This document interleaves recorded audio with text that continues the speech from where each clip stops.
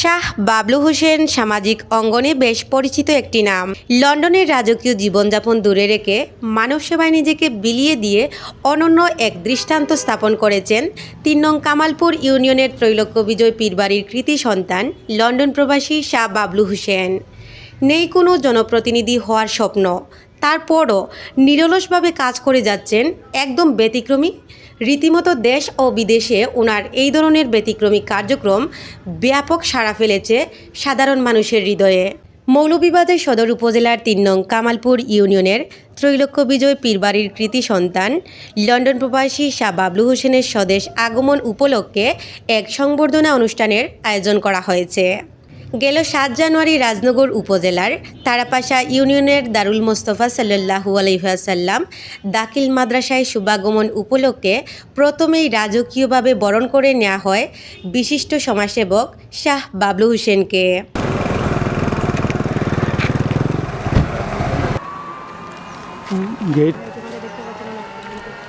নারে রিসালাত ইয়া রাসূলুল্লাহ আহলান সাহলান হে অতিথি হে মহান প্রধান মেহমানের আগমন শুভেচ্ছা স্বাগত আহলান সাহলান হে অতিথি হে মহান দারুল মুস্তাফার পক্ষ থেকে লাল গোলাপ শুভেচ্ছা।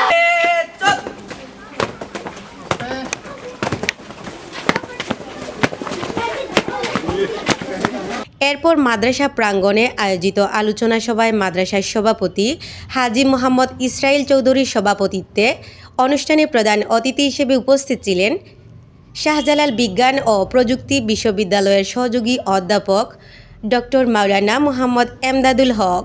প্রধান আলোচক হিসেবে উপস্থিত ছিলেন সংবর্ধিত অতিথি শাহ বাবলু হোসেন।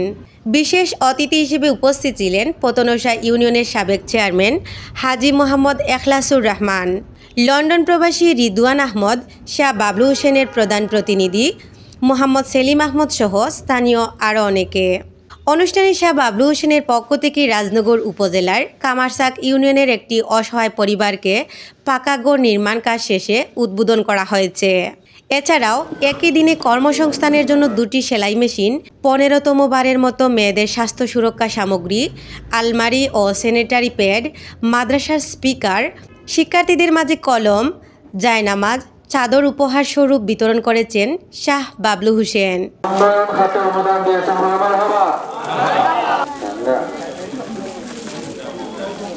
মারহাবা মারহাবা চাদর শাহ বাবলু হোসেন মারহাবা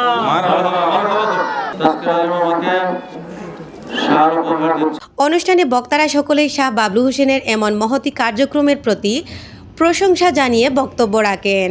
এই মাদ্রাসাকে পরিবর্তন করে দিয়েছেন উনি, আমি বলবো তো উনি অমর হয়ে থাকবেন। দারুল মুস্তাফা মাদ্রাসা এটা নবীজির নাম মোবারকে, এটা মরবে না ইনশাআল্লাহ। এই মাদ্রাসা বাঁচবে, কিয়ামত পর্যন্ত থাকবে, ততদিন পর্যন্ত এই মাদ্রাসার দুয়ার মধ্যে বাবলু ভাই থাকবেন। আরো সুন্দর আমরা সামনে আমরা দোয়া করলাম, আল্লাহ বাবলু ভাইয়ের তৌফিক দাও, সুস্থ রাখো, নেক হায়াত দান করো। আমরা দোয়া ছাড়া আর কিছু সম্ভব নাই। আল্লাহ জান্নাত যে তৌফিক দিয়েছে আরো বেশি বেশি তৌফিক দান করো।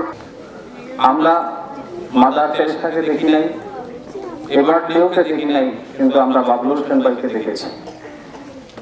আমরা বাবলু হোসেন ভাইয়ের কাছ থেকে অনুপ্রেরণা নিয়ে আমাদের ভবিষ্যতের জিন্দেগিতে নিজের জীবনকে মানবতার কাজে আমরা অনুপ্রাণিত করব। কিন্তু উনি এমন এক মানুষ, লক্ষ লক্ষ টাকা মাস উপার্জন করেন প্রবাসে, কিন্তু 1 লাখ টাকা ওনার কাছে রাখেন, আর বাকি 3 লাখ টাকা উনি মাস শেষে সব টাকা বিলিয়ে দেন মসজিদ, মাদ্রাসা, বিভিন্ন সামাজিক কাজে সেগুলো বিলিয়ে দেন।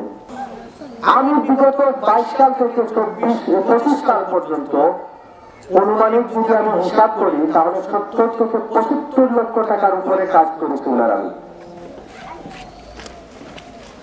নিচে হবে না, বরং এর উপরেও হবে। এই মাদ্রাসার সম্মানিত উপদেষ্টা কমিটির সদস্য হিসাবে আমি আমার ব্যক্তিগত তরফ থেকে ওনাকে অনেক অনেক অভিনন্দন এবং শুভেচ্ছা, এবং সাথে সাথে দোয়া করি আল্লাহ যেন ওনার দান খয়রাতকে কবুল করে। আমরা তার লাগিয়া যারা আসিয়ারা দোয়া করতাম যাতে তার আরো আল্লাহ উন্নতি করতাম। অক্লান্ত পরিশ্রম করে নিজের উপার্জিত অর্থ মানুষের করে বিলিয়ে দেন।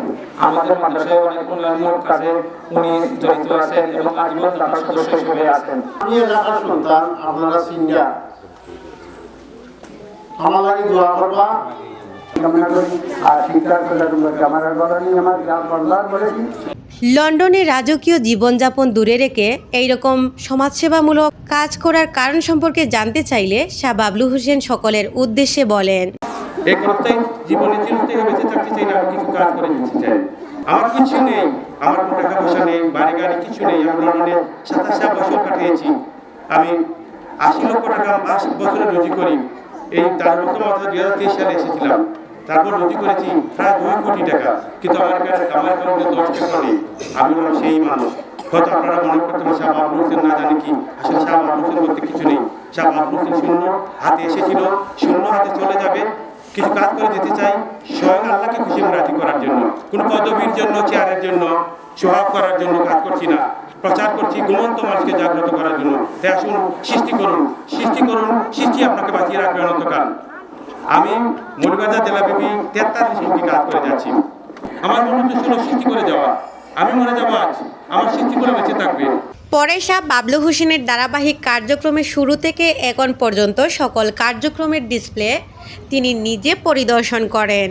এরপর মিলাদ ও দোয়া মাহফিল শেষে অসহায় বিধবা মহিলাকে নির্মাণকৃত গড় পরিদর্শনে যান শাহ বাবলু হোসেন। এই সময় বাবাহারা সন্তানকে একটি স্বর্ণের কানের রিং উপহার দেন শাহ বাবলু হোসেন।